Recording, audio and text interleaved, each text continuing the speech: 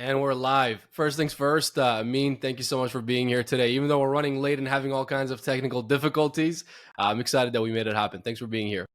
Oh yeah, of course. Thanks for having me, man. I'm more than happy to do this. Of course. Before we get started, for anybody who doesn't know who you are, hasn't seen you, knock somebody out in the octagon or all the beautiful work you do, tell us who you are, what you do, and we'll go from there. Okay, awesome. So my name is Amin Almelik. I'm a professional fighter. I do MMA, and my record's 5-2, and I'm on a 5-fight win streak. That's awesome. Congratulations on the 5-fight win streak. That's amazing. And you just had one recently, right? Just last week or 2 weeks ago? Yeah. So my last fight was 2 weeks ago in Vancouver. It went really well. Yeah, how did that go? How was the experience? I really wanted to see it, but I caught the highlights after. Oh yeah, it's all good. The guy honestly was trying to delay the fight a lot, like in terms of using his wrestling and grappling to try to neutralize my striking. It didn't end up working out for him, thankfully for me. So I was able to like use my range, collect a lot of damage. Man, I laid a lot of shots on him. He was able to take it and just make it till the end. So And then you got that decision win. yeah, I got the decision win by the end Got of it. it. Nice. And by all accounts, I think you put a clinic on him. From everybody that I heard from the other guys in the gym that I heard from discussing it, from a couple highlight clips that I saw, it seemed like it was a pretty one-sided fight. Oh yeah, definitely was in terms of strikes landed and damage caused. Wasn't even close in terms of that realm of the fight. So I want to kind of dig into how you got into all of this in the first place. I know I've known you for quite a bit of time now, and we've talked about all kinds of things, fighting related and mindset and all the stuff that we're going to get into today. But I've never asked you this, and I feel like I'm missing a lot of your backstory. So how did all of this start? So honestly, the way I kind of got into fighting was with my older brother. We just like rented some DVDs from Blockbuster one day. It was an old UFC event. Chuck Liddell was fighting Randy Couture, and we both kind of watched it, and we were like, that seems kind of cool. And I just had an idea. I was like, you know what? Maybe I can fucking do that one day. And it is what it is. And from that day, when I was like 13, the next month, joined the gym. It was history from there. I started Muay Thai, and my life changed ever since that day. So you started at the age of 13. Yes, with Muay Thai. Which is fairly young. I know nowadays there are kids starting way younger, and it's just an insane breed of fighters coming up. But generally speaking, 13, 14, 15, that's a perfect age to really get into it and commit yourself to it. And did you think Muay Thai is the way to go? Because I know that's one thing you specialize in. Or did you think, I want to do martial arts in general? Where did you start? So this is where kind of my ego got into the way a little bit, because I got really good at Muay Thai and I was winning a lot of Muay Thai fights and becoming successful in that realm. But I wasn't really, because Muay Thai as a sport isn't popular. There was not a lot of even though you're successful, there's not a lot of recognition or anything that comes from it, really. So that played a big factor in me switching to MMA. But the reason it took me so long to switch to MMA was because I didn't want to be a beginner again. I didn't want to learn how to wrestle. I didn't want to do jiu-jitsu, especially once I established myself as such a high-level Muay Thai fighter. It was very difficult to go back to being a baby again. That's such a good point you bring up. I just thought right now about, so many business owners or people listening to this go through the same journey. They don't want to, start expanding their business or hire out a team for this operation or do this and that or venture out into the unknown because they don't want to be a beginner again. Every time you level up, it's nice that you leveled up, but you also start at the bottom of the new level. And then you got to discover yourself again and learn and whatnot. So maybe speak to that mindset a little bit, because I feel like it's really going to help our audience in terms of like becoming a beginner again and having to put yourself through the challenges again. How do you go about that mentally? Well, first you have to remove your ego. Like, you have to take your ego out of it, because if you don't, you're never ever going to be able to be open-minded. So that's first.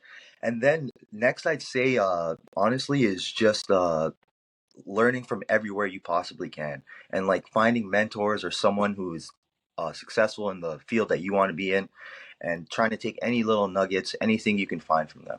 You have that experience a lot because as a fighter, you have, strength coaches, you have your, boxing coach, training coach, whatever it might be, however you compartmentalize your team. But it's the same thing. I feel like in regular life, in the regular 9 to 5 world, in the corporate world, in the business world, people don't have that clear cut, team around them.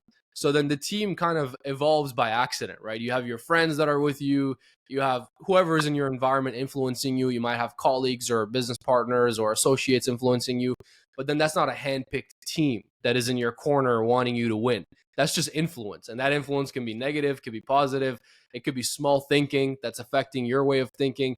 There's all kinds of influence. But I feel like, again, I sort of had this conversation when I had our mutual friend Siri on. We were talking about how, like, as a fighter or as a professional athlete, you have such clear cut plans, right? But in business, you really don't. And, as a fighter, you find out within seconds if you're on the right track or not. And it's very, severe consequences. But in business or in regular life for the average person, they can go years and years and years without realizing they've been going down the wrong direction, and then wake up one day and realize, oh wow, like, I'm not happy, I'm not healthy, I'm not wealthy, I'm not where I want to be. Right. So I feel like it's so many parallels in terms of, having your coaching, your mentorship the way you do, and then for the average person, how much thought they don't put into that. Would you agree it's important to look at who's in your circle, who's in your environment, who's in your corner? I couldn't agree more with that. It's like whoever you're surrounding yourself with, right? They say there's a saying about like the five closest people to you and look around them. I couldn't agree with that more, especially with parallels to my own life. I previously at the beginning of my career, I lost two fights in a row, and mainly it was strictly because of who I had around me, putting negative thoughts and ideas into my head and stuff like that. And then I go out into the fight and I'm almost losing to myself. I'm fearing things that are not even happening. They're not even occurring yet. And I'm making them a reality almost just because of the negative influence. So it's very important that you find people who are going to be supporting you or people who are like-minded like yourself. So at least you're able to explore and enjoy your journey. That's really interesting that you had two losses in a row and then went on this winning streak and turned everything around. So let's stay there for a bit, because I want to really see what it's like from your perspective, to have those losses. First of all, how do you go about handling those? And then what were some of the things that you learned in that journey? Because I'm sure it's tough. Yeah, oh my God. It was tough, it was depressing, but for me, the biggest thing was cutting out negative influences and cutting out people from my life. The second I was able to do that, and like I started being around Surrey more, around Paul, Linden, those are some of my other coaches, and even just some of the teammates at Aegis MMA, they really helped rebuild my mindset and like started handing me books and stuff about like mental, how to like focus better, how to perform better, stuff like that. And it worked for me, man. Honestly, that was the only difference from me losing my first two fights to like going on this win streak. That's amazing. What kind of books or specific ideas do you remember any that they gave you that were game changers where it really helped you pivot your mindset? So the main one, honestly, was like not overthinking or not. Um, yeah, if the moment isn't here yet, don't really worry about it. Don't really dwell on it. For me, I happen to be an overthinker, so I'm like thinking, oh my God, I'm gonna get knocked out. Oh my God, this is gonna happen. That's gonna happen, and it's like none of it even occurred. And if I just trusted the work I put in and like my skill set and believed in myself, I probably wouldn't even have lost those two fights. It's so interesting how your mentality, your psychology plays such an important role. I've been saying this to a lot of people that I've been talking to more recently, that honestly, as I've gotten older and wiser and as I've gotten more experienced, at least in the business world, I realized it's pretty much 99% psychology, 1% execution. The execution is fairly easy. It's simple, at least, right? It may not be easy, but it's simple. But the psychology is what determines everything. What are your thoughts on that? Some people say 80-20, some people say whatever. I say 99-1. Yeah, I would agree to a certain extent if you have the skill level. Like if you have the skills required to do the job, then yeah, the execution should be pretty easy and it's all about the other side. But if you don't have the required skill set, then you have to develop it first, right? And then it becomes now you can execute those skills. Yeah. Okay. So then you get around the right people, you get the right influence, you get put onto some psychology books or sports psychology books, you get that mindset shifted, and then you go in and you have your win, you turn that around. And I'm assuming that just builds a ton of confidence that you're going in the right direction, and then you continue to build on that. Is that sort of how it developed? Yeah, it didn't necessarily happen like ultimate confidence after the one win because like you still have the two losses and your record great. I wouldn't say like now I'm walking a lot or walking around with a lot more confidence with the five fights in a row, but it didn't happen overnight like that for me over just one win. It definitely took all of this time. Hmm. So obviously it takes its course to really get on the right track and feel confident that you're on the right track. And then you mentioned Muay Thai fights. Did you have a series of Muay Thai fights before you got into MMA? Oh yeah, so I have like 70 Muay Thai fights under my record. So Wow, yeah, it's been quite a busy journey for me on this. that's incredible. Tell me about that experience. How was it having 70 Muay Thai fights? What was that experience like? What are some of the learning lessons? It was amazing, and it was amazing honestly because like when I first started fighting too in Ontario, amateur Muay Thai was illegal. So like half of my Muay Thai fights aren't even sanctioned. They're just like they put me in with somebody, let me fight them, and like I'm like 15 years old, like maybe 120 pounds, fighting guys that are like 30, and like they have weight advantages on me or something like that, and it's just part Wow. of living the dream and like developing my experience, and enjoying the journey. I can't even imagine what that feels like being a 15-year-old stepping into the ring with a 30-year-old about to fight Muay Thai. You know, you're basically putting everything at risk. Yeah. Yeah, Well, that's amazing. my parents weren't the biggest supporters at the time, and they didn't really know who I was fighting, so that part was cool. Yeah, I could imagine. I could imagine, especially as a young kid getting into it. But I mean, you're extremely articulate, and I could tell you're in good shape mentally and physically, even though you've gone through all that experience. Which I feel like somebody going through 70 Muay Thai fights and then MMA fights and all that would be pretty banged up. But Yeah, you're still at the beginning of that journey, and you're looking good, man. So I'm excited to see what's to come. appreciate that. Yeah, man. It's been a lot of fights, but thankfully I don't take a lot of damage, and I'm very defensively responsible. So, Yeah, I love that. Okay, so that brings us to today, and then what's ahead for you right now? What are you looking at in terms of next fights? What is the plan moving forward? Is there like a bigger game plan that you're kind of working on and putting everything into?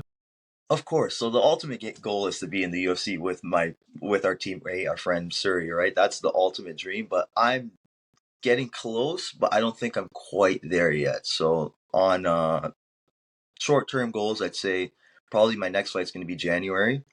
Win that one, maybe one or two more, and then hopefully by the summertime I can be on the Contender Series or late 2024. I'm just entering the UFC. Got it. Okay, so you want to go that same direction. Of course, biggest organization, the biggest marketing, the biggest brand, you want to be a part of that. That just makes sense. Now, in terms of goals and goal setting, because we talked about this and going into this route, how do you go about setting goals? How do you go about clarifying to yourself, targets and what exactly you want to do? Is that something you've done always? Is that something you do now? No, that's also something I picked up through reading. To be honest, when they gave me those books and stuff like that, I really didn't have any real direction. Like I would train every day and go to the gym and work really hard, but it was never like focused on a goal or dream. Mhm. So how do you go about that now? Do you sit down and think to yourself, okay, I have some short-term goals. I want, fights by this time and this time and this time, and then I have long-term goals. Do you kind of sit down and plan and strategize for yourself like that? Yeah, absolutely. So right now, the way I have it written down is like January, March, and then May, and then hopefully the UFC afterwards. But yeah, definitely short term goals, and then you have the longer term ones, right? Like winning a world title, stuff like that. Those are like more so the 3 to 5 year plans. So you have all that kind of figured out for yourself. So in 3 years and 5 years where you want to be. Yep. Awesome. And then you talked earlier. I'm a big fan of psychology. That's why I'm asking all these questions because I love human psychology, especially if I'm talking to a high level performer like you, pro athlete, somebody who's getting after it every single day. I want to really look at how you see things, and I want to step into your shoes and get that same viewpoint, right? And before we hopped on here, or when we hopped on, I was asking you, "How's your morning?" And you said you were, doing your morning routine and all of that. So let's talk about routines and structures and roles of routines. Do you have a specific routine that you follow? What helps you be at your best? I think this is relatable to everybody, whether they're in business, they're in sports, whatever they do. I have a lot of routines that I follow myself, and I'm always looking to be very structured and regimented. What helps you be at your best? What are some things that you do? So honestly, for me, I don't think this is going to be necessarily the most popular answer, but religion is my answer when it comes to Mm, that sort of thing, like morning routines, like prayers, stuff like that. That kind of sets the tone for me for the rest of the day. And even just having those moments after the prayer of like just relaxing, speaking, talking to God, stuff like that. That kind of sets my routine and days going forward. And in terms of being structured, I'm actually not that structured outside of my training schedule.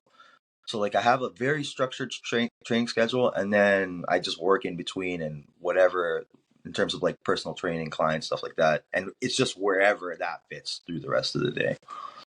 Got it. So your actual routine, your training schedule is structured again because you have coaches and you have set trainings and areas you're working on, but your actual day-to-day life, you're not imposing that type of structure. No, but that's probably a detriment. That's probably something I should do. Sure, and I'm sure we both know fighters that don't, that are very, kind of do their own thing, go day by day, and then we have fighters that are very scheduled and detailed. But I want to go back to a religion. I want to ask you about that. You said it's an unpopular answer. I feel like it's fairly popular. In the fighting world, at least some of the best fighters in the world are, religious and very devout and serious. And I think the value of that and what I see, I'll tell you my take on it. Okay? I was actually having this conversation yesterday with a friend. It's really interesting. I don't think we've ever talked about this at the gym or anywhere else. So I'll tell you kind of where I stand. I grew up obviously in an Islamic country. I was born and raised there. I moved over here when I was 10 years old. So I was in that world, in that culture completely until I came over here. And then as I got older, I started to read a lot. I started to get into self-development. I started to get into, following a bunch of guys that I was, admiring at the time, looking up to, trying to learn from. A bunch of those guys were people like Sam Harris, Christopher Hitchens, Richard Dawkins, all these guys, which are all notably hardcore atheists. Yeah. And they would do a lot of debates and go back and forth. And that really leaned me towards atheism. And at one point, when I was young, still in high school, coming out maybe just out of high school, I became a pretty hardcore atheist where I was basically on a crusade against religion. And then I started to continue reading, continue developing myself, continue working on myself. And some of that, brashness or that arrogance of being young kind of washed away. And as I'm maturing and getting older, I started to really see the value of religion again. And I started to really see, just all the, first of all, wisdom that's in there. If you actually sit down and read the books and go through it, and it's my personal mission to read all the major religious texts. So I actually just recently went through the Orthodox Bible. I read that, learned a lot of lessons from that. I've read a few books around Islam as well. I want to go through the English version of the Quran and read it from start to finish and actually have that experience myself. I want to explore the Torah after and a bunch of other religions as well, all the other Buddhism and everything else. Because I feel like there's so much wisdom to draw from it. And at the same time, it gives you a real moral scaffolding. It gives you a real, just a sense of peace. It's the ultimate form of meditation, in my opinion. And then the discipline, like the structure, the discipline, the values, especially in Islam, because you're not drinking, you're not doing a bunch of stuff, right? It keeps you very much on track. And we see again in the fighting world, a lot of the Muslim fighters are just dominating because they have such a disciplined lifestyle. So I see a lot of value in all those different areas. But first things first, I want to get your thoughts on everything I just said. I know I went on a bit of a rant. And then second of all, I'm going to ask you kind of what the value of religion has been for you. So I agree and disagree. I guess just because I'm super religious, or not super religious, but mildly. But I where I agree is like the moral scaffolding and values you use. It really does give you like a sense of like being a good person in society and giving you like those almost like laws or rules through their religion, right? So like it does help you stay home and stay like humble and stuff like this. But yeah, just like the moral values, it gives you that ability to like accept what is and keep going. So like if something bad happens to you, you just put your faith in God, keep going. Something good happens to you, same idea. You just keep your humility and stay grounded. So it does really help on a day-to-day basis. So it's obviously an important part of your life. It's an important part of what gives you that peace, that structure. It's, you said, just the prayer in the morning and having that in your day to day. That's giving you a structure that's keeping you centered or grounded, I guess is the best way to put it. And it's my reason why, almost like it's my ability to push. It's my ability to like when things are bad, keep going. It really is my saving grace. Have you heard of there's a story about this. It's not necessarily about any one religion, but it's a story about dying and then meeting God. And that story, man, even, when I wasn't religious at all and, wasn't the most spiritual person, this story was still so inspiring to me because just the concept of it, the idea of it is so inspiring. So I'll tell you a story. Tell me if you've heard this. It's basically, you die and then you go into judgment day or whatever you want to call it, and you step up and you're in front of God and you start reading this list of introductions, I guess, this list of accomplishments and whatnot. And then you're thinking to yourself, wait, that's not me. I didn't do that. I didn't do this. They got the wrong person here. And then raise your hand. You're like, excuse me, like, that's not me. I think you got the wrong person. And then God or the angel or whoever says, this is who you could have been. This is who you should have been, but you didn't reach up to that potential.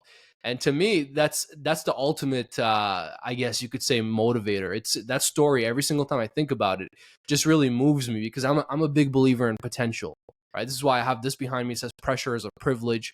I always believe in just pursuing that potential, and I think it's a never-ending game. In my own experience, as you read, as you learn, as you grow, as you mentally expand, your potential keeps expanding. It's like your shadow. You can never catch it. The more you get better, the more your potential increases. So it's a never ending game. You're never going to be fully maximized. All right, I'm tapped out. I've accomplished everything there is to accomplish. I'm at my best. I think you get to one peak of the mountain, you look up and you realize, oh wow, there's a much bigger mountain behind this one. You climb that one and you see a much bigger mountain. So that idea just always fascinates me. But had you heard that story before, or is this the first time? No, that's the first time I'm hearing the story. It's incredible. Honestly, it's incredible, and it does that kind of scared me a little bit. It's like that idea of never, like Joe Rogan says it all the time, right? Never living up to your potential, always fucking around, like never realizing who you could have been. That is very, very scary. Mm-hmm. I And that, feel like for somebody like you, that's a huge motivator.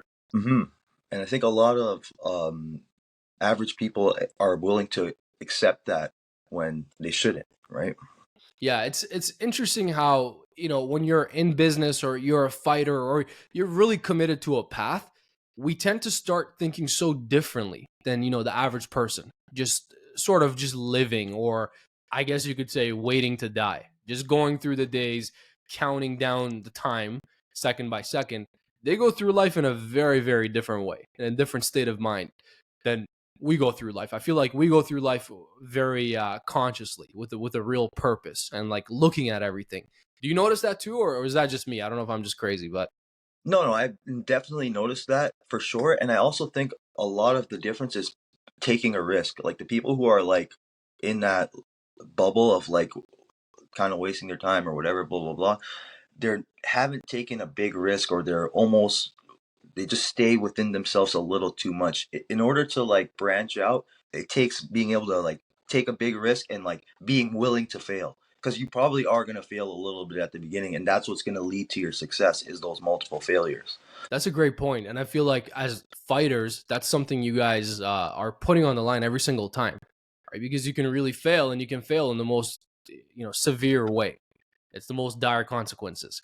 So I feel like, for the average person, if we could get that risk tolerance up to be okay with failure, even, not something physically at all, it's just failure, quote unquote, on an idea or on a business or on a project or whatever it might be. It's a big game changer. Any ideas on overcoming failure or being okay taking risk? Like, what's helped you become comfortable to take risks?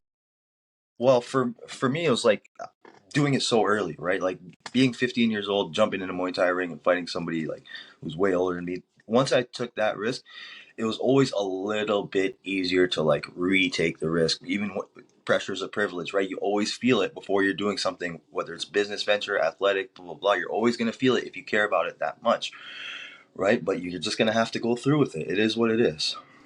Mm-hmm. And do you find from your experience, you're also able to take more risk in your personal life because you've done so much of that in your athletic life?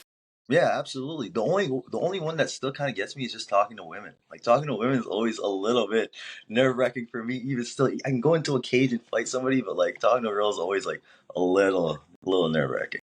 That's interesting, man. That's really interesting that that gets you. I mean, if you're not scared of going into a cage with another trained assassin and basically throwing limbs at each other, I mean, talking to women, that shouldn't scare you, man. I know. You're a handsome guy. You got the skills. You're a professional fighter. You're in crazy shape.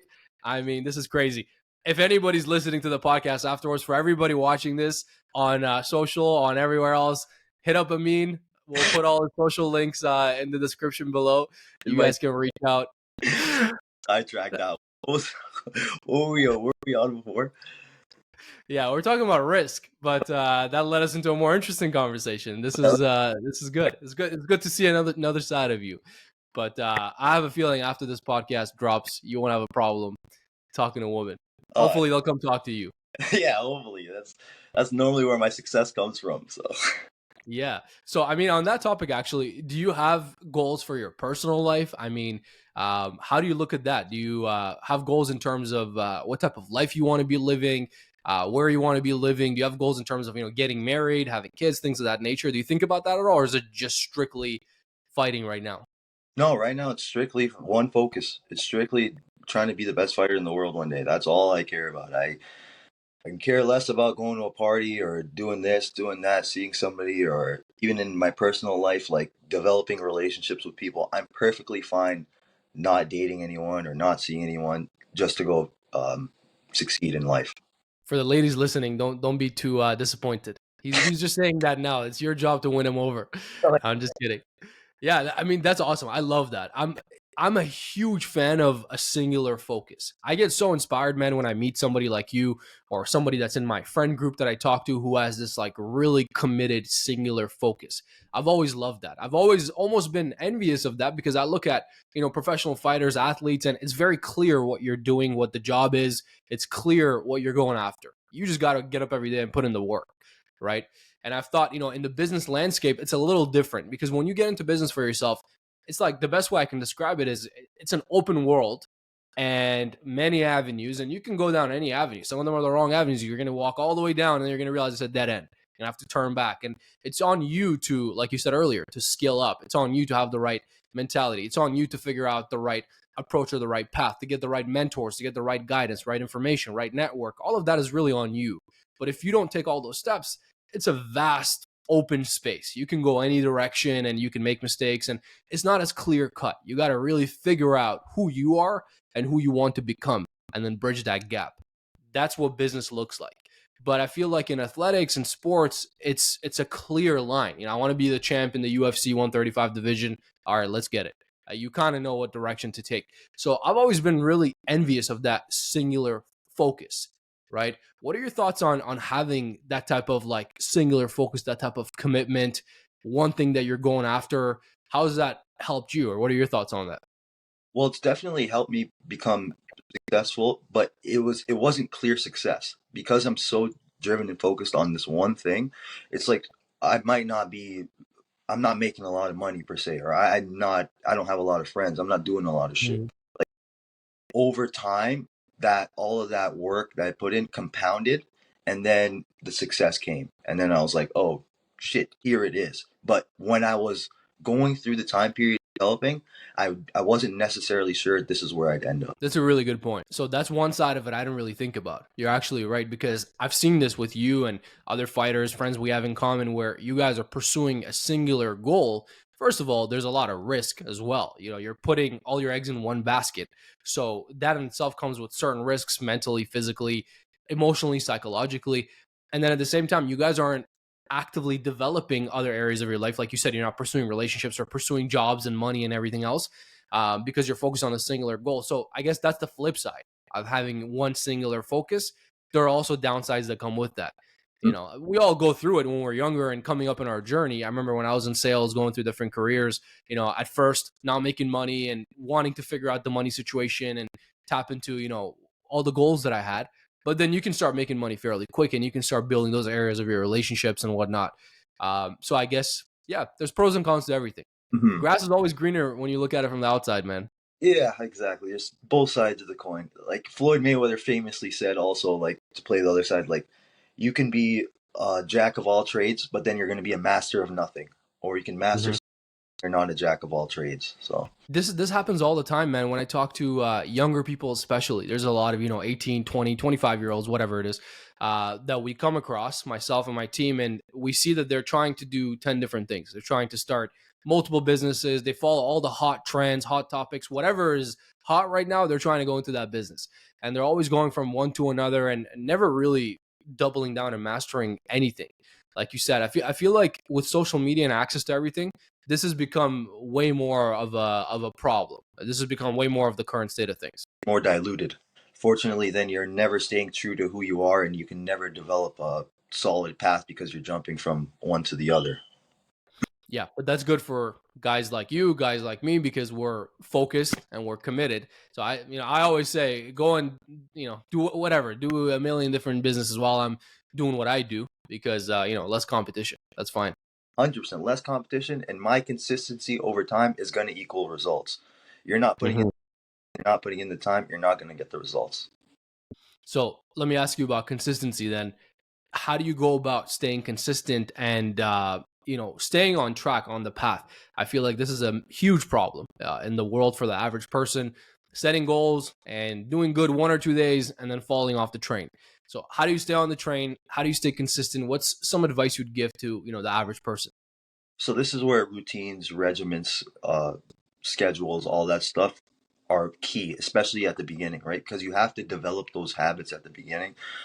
I think someone online said it takes 21 days to build a habit or something like that, but like it's for whatever that time period is, 21 days, 3 months, whatever, you're going to have to like stick to those goals till they become habitual, and then it becomes not easier, but you're like more inclined to do them because you're used to doing them. Like the task might not be easy, but it's going to be easier to get there. You're not going to have like mental battle of like, should I get out of bed? Should I not get out of bed? So if I understand correctly, have the goal or target and then have routines or structures that allow you to work towards that goal and then just show up. Yep, there you go. And showing up is Okay. probably the biggest part of those three. hmm Why do you think showing up is so hard? Um, just like lack of discipline, I guess would be my immediate response, and temptations like stuff like the phone, or like if somebody has bad habits, like whatever it could be, alcohol, weed, blah blah blah, stuff like that. Yeah, I would agree with you. And I think that's on a practical level why showing up is hard. I think on more of like I guess you could say theoretical level or mindset level, I feel like it's lack of clarity. It's the lack of goals, the lack of where you want to go. Because, this is the same in business. If you know where you want to go, you'll take that first step. It's a lot easier to move forward. If you're completely confused and lost on where you want to go, it's hard to take that first step because what even is that first step? Right. So I always tell people the right information is the first step to having the clarity and then taking that step forward. Right. So I feel like showing up on a practical level, yeah, it's lack of discipline, it's lack of structure, it's distractions, bad habits, everything that kind of gets in your way, the pitfalls. But showing up on a mentality level, I guess you could say, is lack of clarity. Right. How important do you think that is in terms of clarity? That's very important, and I never even really thought of that per se, because I guess for me I was really young, and like when I watched the UFC the first time, I kind of made a decision of that's what I want to do, and stuck to it ever since that day. And like I found that love, of like this is what I want to do. I think a lot of people have not never found that, right? They never found like their passion or what they want to pursue, and then you're right, that makes it incredibly difficult to like take a first step, because where is it? Just like you said, like it doesn't make sense. You need to find something you love and something you want to do first. Yeah, I definitely agree with you. And you said earlier, distractions, bad habits, all these things can get in the way. I want to ask you about that because I think this is so valuable for everybody listening. In today's world, it's crazy, man. I'm sure you know. You can get sucked into the vortex of social media, news, everything that's happening, and your whole day is gone before you even know it, right? So, my first mentor used to always say, stand guard at the door of your mind. And when I was younger, I heard that when I was, 17, 18 years old, I used to literally picture Roman guards, the actual uniform and everything with like spears and like a shield, standing guard, two of them in the door of my mind. So when I would hear bad advice or I would hear somebody trying to put doubt into my head about my goals or future, whatever it might be, or when I would hear negativity, I would actually in my head picture the Roman guards And it was almost like a deflection mechanism. Looking back in hindsight, I didn't see it then. I was young, I just did it naturally. Looking back at this stage in my life, I realized it was a good defense mechanism. It was a way to kind of make light of the situation that was happening, that was negative, and for me to kind of introvert into my own mind and picture those Roman guards and think like, no, you're not getting through. Like we're blocking this. Like I'm protecting my mind. And it was like a game I played with myself. So that advice was really important to me. Stand guard at the door of your mind. Nowadays, that's harder than ever, right? Because you're getting hit left and right. And our brains, our primal freaking ancient brains are not set up to battle with billions of dollars of, investments in these companies that are meant to keep us on these apps and keep our attention and everything else. So it's really difficult. How do you go about handling that? How do you go about not getting sucked into news, social media, negativity? What advice would you have for younger people watching this? So in the past, I was very impressed with what you said when you said like you had the Roman guard standing guard at your mind, because I didn't have that, and like my mind was very penetrable, and that's what led to me not having the best results early on. So I think your mentor did a great job with you there. And if I had advice, again, it's mainly who you surround yourself with, and identifying what you love. If you can identify your passion, you can identify working towards them and finding the right people and eventually finding that success. It might take time, it might not come overnight, but eventually it's going to be there. hmm And then nowadays in your day to day, do you feel that pull of distractions and social media and everything else? Is that still an impact on you? And if so, how do you go about snapping yourself out of it on like a day to day basis? So on a day, I just give myself limits. Like in the morning, I'll be on social media, let's say like 20 minutes. I'll give myself a time limit, set a clock. That 20 minute time limit's over. I got to be doing something else. It is what it is. 20 minutes is just a number for me. If someone is doing 3 hours in the morning right now, 20 minutes is going to be a lot. So I'd say start cutting back your time on social media or stuff like this slowly, maybe 5, 6, 7%, and then continue from there. That's interesting. So you give yourself a time constraint basically. Yeah, And then after that time, you go back to whatever it is you need to do, training or whatever else. for sure. Okay. So this is what I like. And this is why, part of these conversations is for me to really see how you think and kind of deconstruct the mindset of a high performer like you. And it's always interesting, right? Even if I agree or disagree, it's always interesting to me because I feel like it's not about what works, it's about what works for you specifically, right? Everybody's different. What routine is going to work for you is not necessarily what's going to work for me. I've tried every routine there is. I was in this game of self-development, all that when I was really young. I remember waking up at 5 a.m., journaling, gratitude, whatever, when I was like 17. I've tried it all. I've done it all. And I don't know why that's so funny, man. I was I was an ambitious guy. No, no, no. What I'm laughing at was like, um, the way you speak about it. Because like the way you speak about it, you make it sound like that was all bullshit. Like, yeah, I was waking up 5 a.m. and doing gratitude and writing and shit, but fuck that. That wasn't what made me successful. That's what made me Yeah, laugh, not the. that's a good point. So I do kind of speak about it like that, but not necessarily because, it wasn't good. I think it's just because it's about what works for you. There's so much blanket advice out there today that, you should do this. Everybody should meditate. Everybody should, do this routine or whatever it is. But there's no secret juice. It doesn't work like that. Shout out to Paul Acosta. There's no secret juice.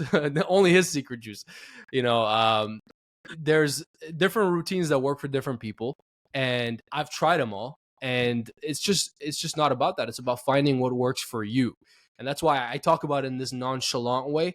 I also talk about this whole thing of like manifesting and the secret and all this stuff in the same way, because I've never seen, for example, a professional UFC fighter who sat on their couch and manifested themselves into the UFC. They got up and worked for it every single freaking day. They worked their ass off for it, right? So the law of attraction is cute and all, but it's the law of action that's going to get you to where you want to get to. So for me, I talk about these things in a bit of, I guess you could say, within arm's reach. Like I kind of keep them here, right? I like them. I like routines. I like structures. I like all the ways to get your psychology in check so that you can execute. But I don't rely on these things because at the end of the day, they're just supplementary tools, if that makes sense. They absolutely are supplementary tools. Yeah. What I will say is like with manifestation and stuff like that, I'm personally not a believer at all in terms of like Mm. positive manifestation, but I think you can negatively manifest for sure. Like I think you can overthink yourself into failure for sure, and I feel like I've done that to myself 100%. But when it comes to like positive manifestation, I think that's just a bunch of bullshit. It's like you put in the work and you fucking get the result you deserve if you put in the work. That's such an interesting point, man. Believe it or not, you're the first person to bring that point up, at least in conversation with me or on the podcast or anything. That's so interesting, man. That's fascinating that you said that because you're absolutely right. I just realized as soon as you said that, it's like a door in my mind just opened. You're totally right. I also think positive manifestation is usually BS, but negative manifestation, it's pretty real because you put yourself psychologically in a place of doubt, in a place of fear, and you're operating out of fear and doubt, and that's never good. That's never been good in sports and business and life, in meeting women and whatever you're doing. Operating from a place of doubt and fear is never good. That's really interesting, man. What made you think about that? I've literally haven't come across this concept. It's my life. It's what happened to me. It's why I was an 0-2 fighter. I overthought everything, made situations happen that were not going to occur, and I failed because of it. I failed because of my own mind. Like I'm admitting it right now, live on a fucking podcast. But that's what happened, and I had to change my mindset. That's such an interesting point. You basically just kind of flipped what I've been saying for so long on his back and looked at, both sides of it, going back to the routines and the structures and everything else, and having that clarity and all of that.